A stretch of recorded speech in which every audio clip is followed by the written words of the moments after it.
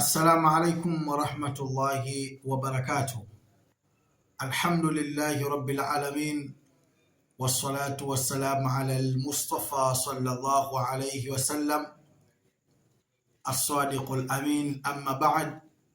Amma baada kumshukuru Mwenyezi Mungu subhanahu wa ta'ala na kumtakia kila laheri kiongozi wetu mtume wetu Muhammadin sallallahu alayhi wa sallam, almustami'un alkiram, wale ambao mnafuatilia chaneli yetu ya Nuru Cinema, kama tulivyowaambia kwamba tarehe 1 mwezi wa 8 tutasoma dua ambayo inaitwa Jumjumia al-Kubra wa Zajriha. Jumjumiyatul Kubra wa Zajriha ni moja katika dua ambayo takatifu sana kwa matatizo au uadui au mitihani ambayo mwanadamu anaweza akakumbana nayo katika njia mbalimbali.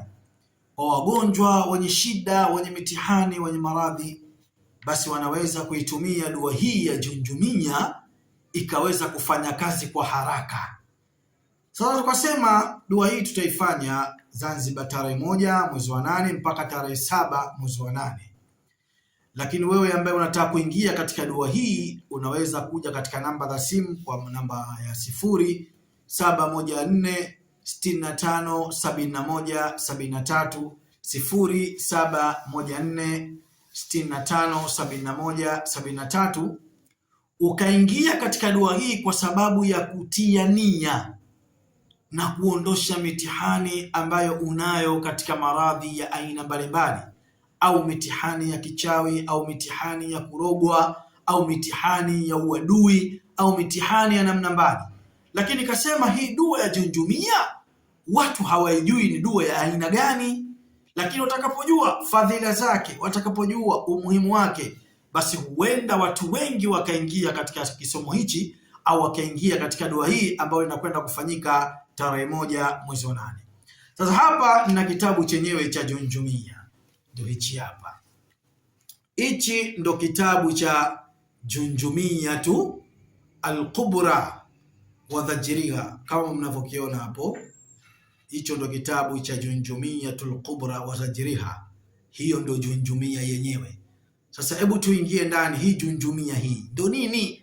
Kwa nini watu wanaiogopa? Kwa nini maadui, sawa, ambao wanakupiga, hii ni bakora yao? Kwa nini majini wanaokusumbua, hii ni bakora yao? Kwa nini watu wabaya wanaokuchezea, hii ni bakora yao? Twende tuangalie sasa walau kidogo nini maana hii Jumjumia. Qala al-Imam al-Alam al-Allama, anasema Imam al-Alam al-Allama الشيخ الفقية محي الدين ابن شيخ ابن عبد الله القحطاني. anasema imamu huyo ibn Sheikh ibn Abdullah al-Qahtani qaddasa Allahu ruhuhahu, Mwenyezi Mungu amtukuze katika yeye na kizazi chake, sawa. Walfa'na bi barakatihim, na tunufaishe sisi na baraka zake. Wa bi ulumihi sharifati, na katika elimu zake zilizotukuka za aina mbalimbali. Anasemaje? Idha qara'ta ad-du'a, utakapoisoma dua hii ya Jumjumia.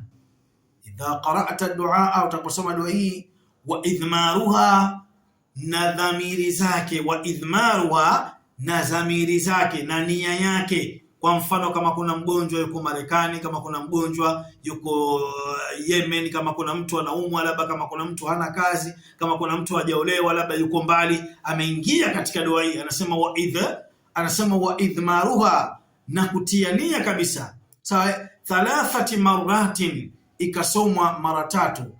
Fi wajhi aduwika, katika uso wa adui yako, sawa. Dha'afati aydihim wa arjilihim, basi macho yake yatakuwa dhaifu na miguu yake itakuwa dhaifu. Kwa maana yule adui atakayekuwa anakupiga wewe katika mambo mbalimbali katika dunia, utakapoisoma Jumjumia, basi miguu yake na mikono yake na macho yake, kama anakufuata usiku, kama anakufuata katika njia za uchawi, hatoweza kukuona. Wa idha dakhalat fi qulubihim ar-ra'bi hatta la yaqdiru ala fatallika fa innahum ya'zunaka, na hata wakifanya vituko vya aina yoyote, basi hawatakuona utakaposoma Hinjunjumia. Sawa.